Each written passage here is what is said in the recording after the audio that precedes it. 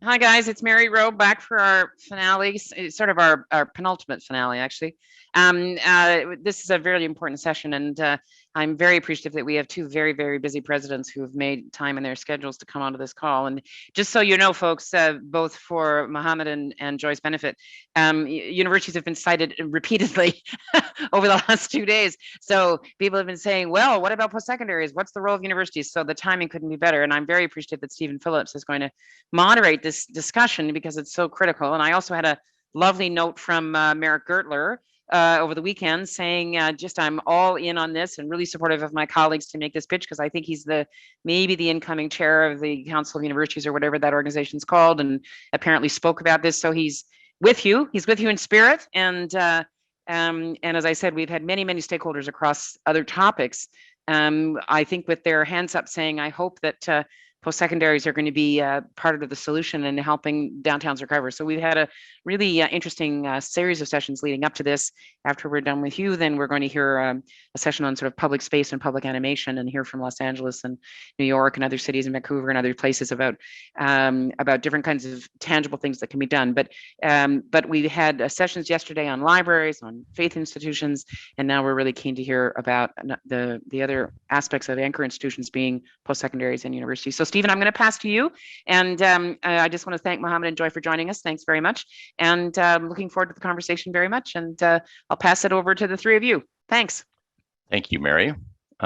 Welcome to Dr. Johnson and Dr. Lashemi, and presidents of both of your universities, SFU in Burnaby and downtown Vancouver, which we're going to be talking about, and the the iconic presence of Ryerson, on another iconic, well, the most iconic street probably in Canada, being Yonge Street.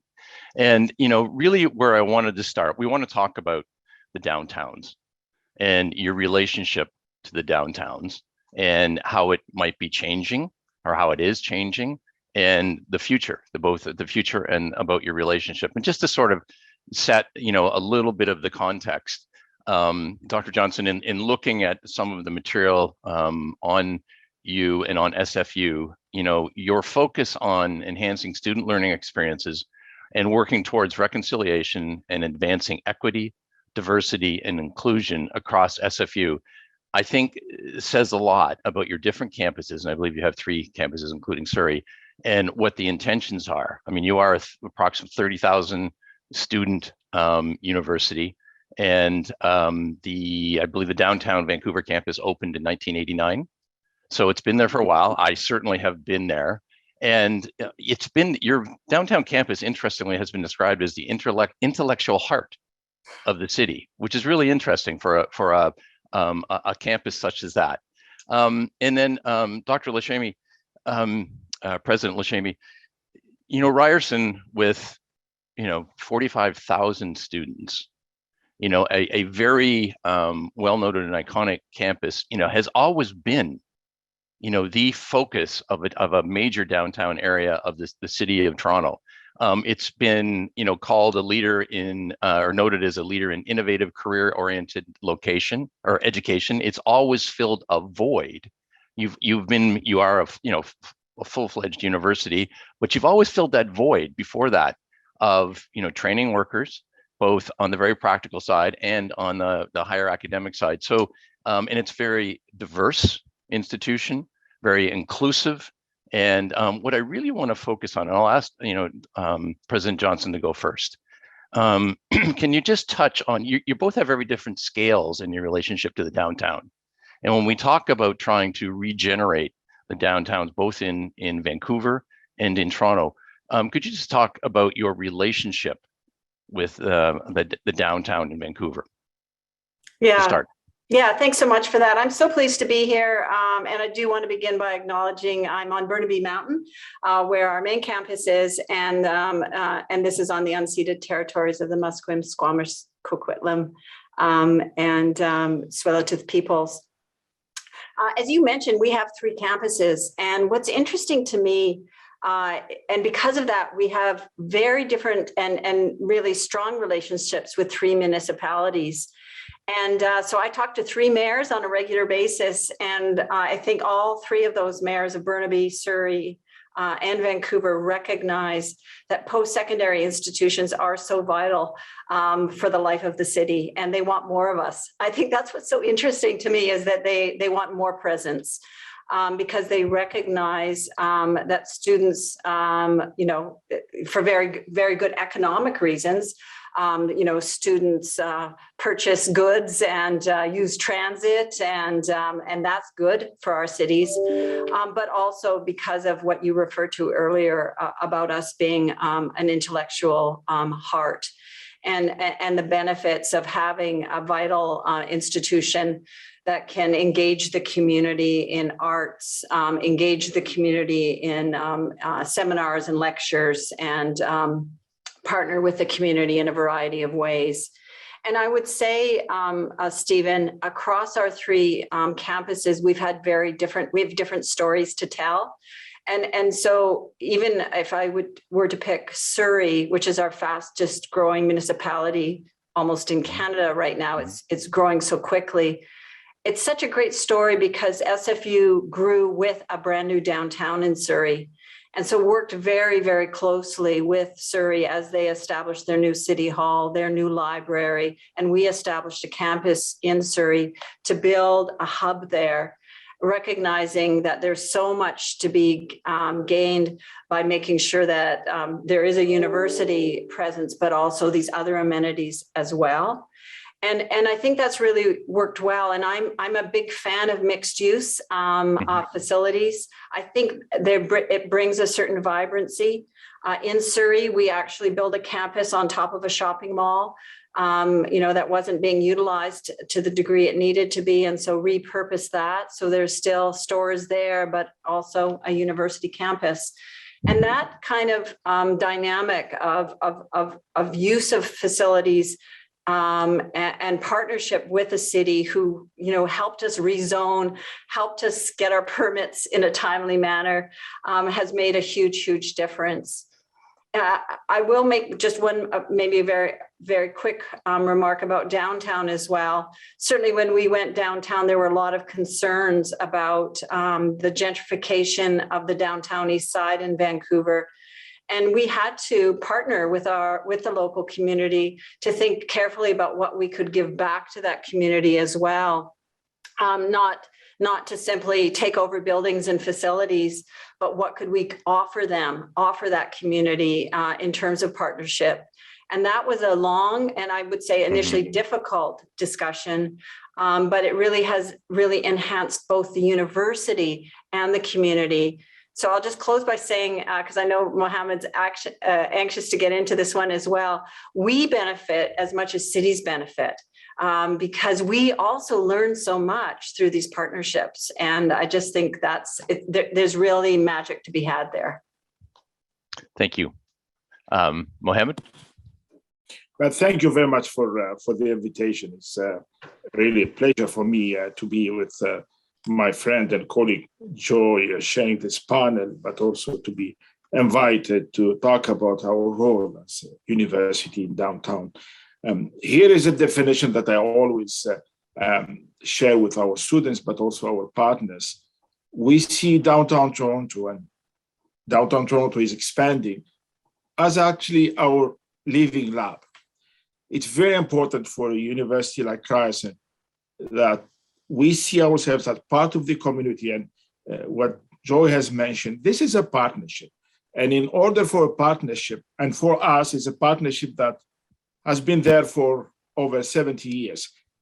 That partnership, to be successful, it has to be a win-win for both sides. And that's actually what we do in downtown Toronto. Living lab for our students, because we want our students to be engaged with the communities around us, with the businesses, participating in solving problems, but learning by doing. And that actually, one of the things that are important for us is in our DNA, experiential learning. When we have students from any of the program contributing to finding those solutions, they learn and they add to the community around us. And of course, the partnership with the industry is extremely important. We know that, talking about the pandemic, but post-pandemic is going to be all about talent. I think it's important for us to find a way to help the industry, especially in needs. And I can give a couple of examples about the way that we do it. So when we talk about downtown Toronto, and you mentioned we have over 45,000 students, I'll give you just an example of a conversation that I had about 6 years ago with our former premier, late premier now, Bill Davis. In his way, because he was champion of education in Ontario, he gave a call saying that I have seen what Ryerson University has done in downtown Toronto. I want this to be also part of my own city, and we all know that he was a big champion of Brampton. And actually, I'm pleased also to share that in addition to our contribution in downtown Toronto, we have now a presence in downtown Brampton. And actually, the discussion with Premier Davis was about bringing that new element to add to the vibrancy of downtown, but also to find more opportunities to solve problems. And we do have a number of activities there where we actually created in recent years a Center for Cybersecurity. Why cybersecurity? I don't think that I need to convince anybody that we need to do something about cybersecurity. We are hearing about all the issues that we are facing with cybersecurity. So we created actually opportunities for training and reskilling in cybersecurity. And I think if there's anything that we need to learn about the pandemic is the importance of universities to reskill and retool workers. It's not just about students that are coming to spend 4, 5, 6 years. It's also about the opportunities for us to contribute to this rapid change in need in terms of talent. So I think it's important for universities to be part of the community, to contribute to the community, to add value to contribute to the community, but also to learn from the community about the needs. And I think that's the most important contribution that we have all to make. Well, thank you. And I think that's a really important point, and it's a great segue into what I want to ask you, Joy. We all know the change that we're going through, and we just talked about it briefly. What does it mean to the downtown SFU campus? What does that change look like to you right now? Yeah, I mean, if you walk through downtown Vancouver right now, it's certainly not as vibrant as it was 3 years ago. And I think that for downtown Vancouver, it really will mean doing a bit of a rethink about what, about the future of those businesses downtown and actually some of those offices as well. I mean, we actually are interested in having a greater downtown presence in Vancouver. Our business school is certainly very interested in expanding its programming there. And to Mohammed's point, I think what we're trying to think about is where we can add value right now. What is going to be required and what kind of programming can be situated downtown that can make a difference. And that's why our business school is particularly interested, because there is such a growing need for executive business education right now in terms of talent, in terms of managers, people able to lead and develop companies.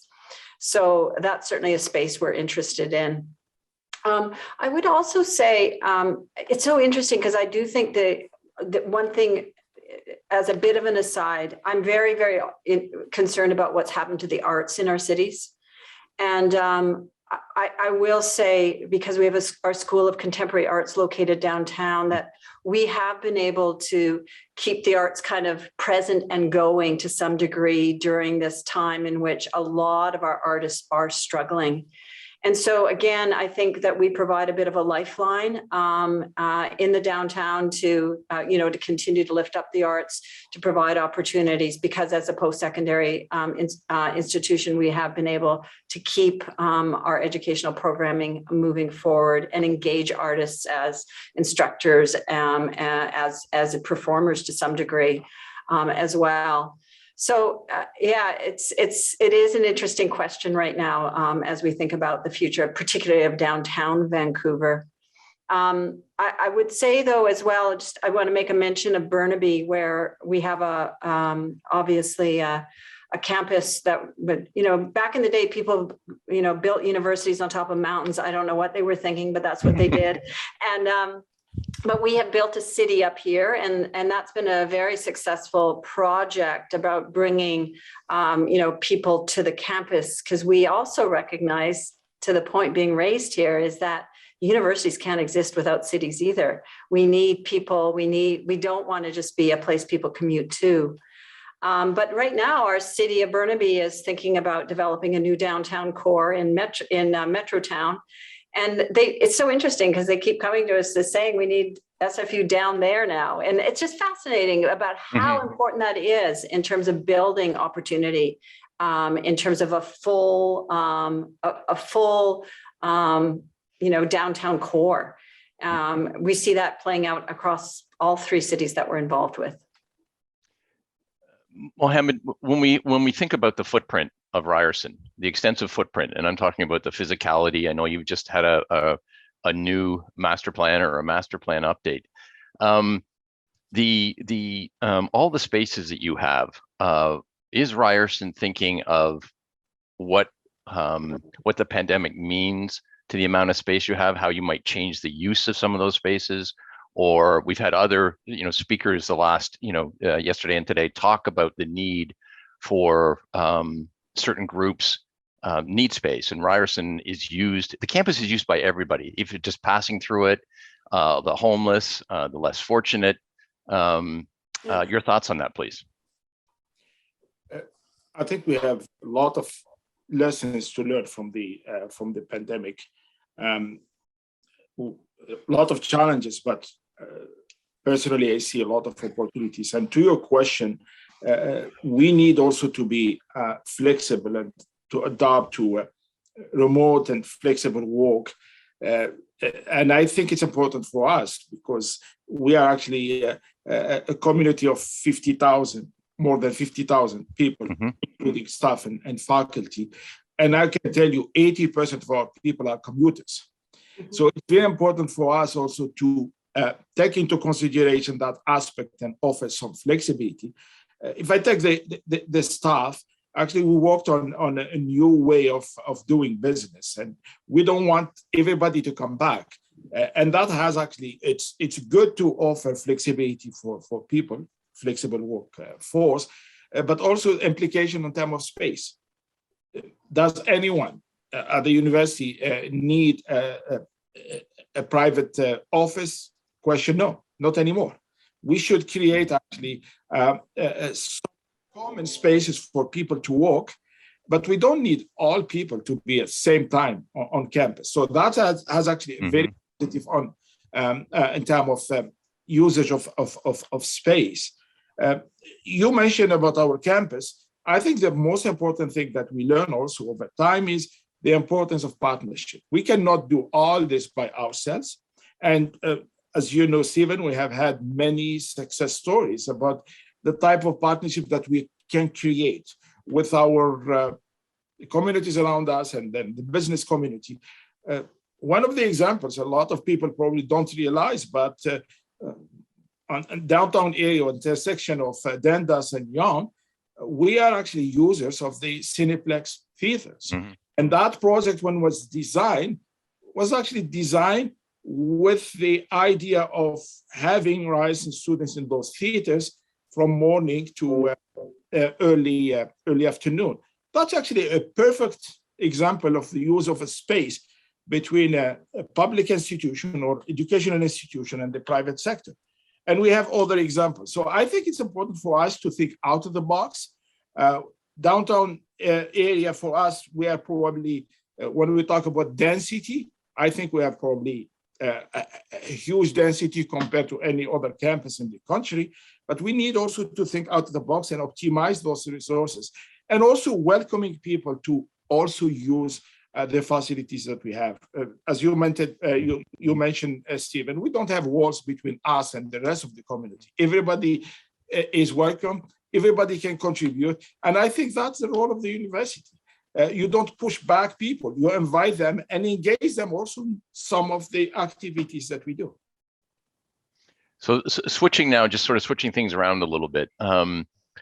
Joy, could you comment a little bit, what can the downtown, so what can the city do for SFU?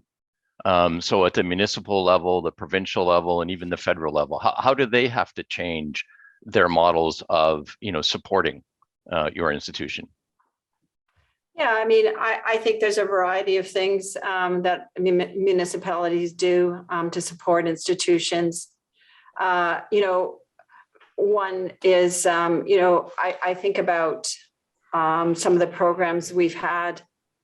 One is a program called City Studio, in which we bring our students and, city planners together in a semester to solve problems in the city. These are fantastic opportunities for our students who are engaged in really pressing issues, everything from, urban waste to transportation issues, and thinking creatively about solutions. So those are partnerships, again, as Mohammed says, that are very, very valuable.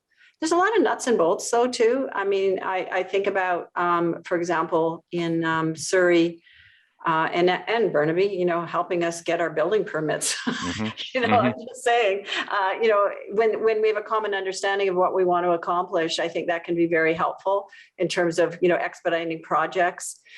We were very fortunate to get federal funds through strategic infrastructure funding from the federal government to build a new building out in Surrey, our energy that houses our energy systems engineering program. And we got that building built in 3 years, really from conception to full completion, because the city partnered with us and wanted to see this building built as well and helped pave the way. And there are concessions as well that they've offered us from time to time, which really are helpful. So I just think that kind of partnership again. And again, with Burnaby, we're in the midst of having a discussion about an innovation lab where they can bring their issues to us and we can bring our researchers to the problem and we can partner together. So again, to Mohammed's point, it is about partnerships. It's about that synergy. It's about that mutual benefit. And I think one of the best things cities can do in terms of what they can bring us is bring us their problems and be prepared to partner and be prepared to work together. That makes a huge difference. Fantastically interesting. Thank you. Mohammed, do you care to talk about the same, the relationship with municipally, provincially and federally, and with Ryerson and moving forward and what they can do to support you? I think it's always about finding the best way to help each other. As I said, partnership has to be win-win from all sides. And I think the most important thing is for any level of government also to benefit from the expertise that we have. We do have a lot of people who are talented and expert in many areas. And I think this is an important consideration to take important thing to take into consideration here. I can give you 2 examples. I think there's a consensus in our country that climate change has to be addressed. I can tell you, I'm talking about the university sector in general. We have a lot of people who are working on this.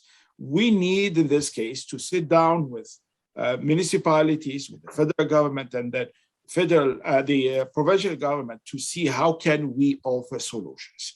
And universities can be used as kind of pilot projects for doing things in a different way. That's one aspect.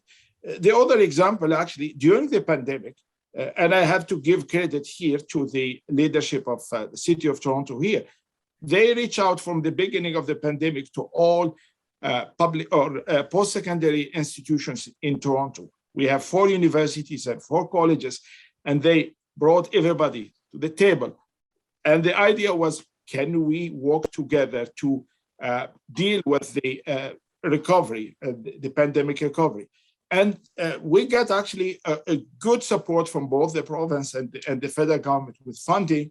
And we came up as a kind of a collective with ideas for research projects.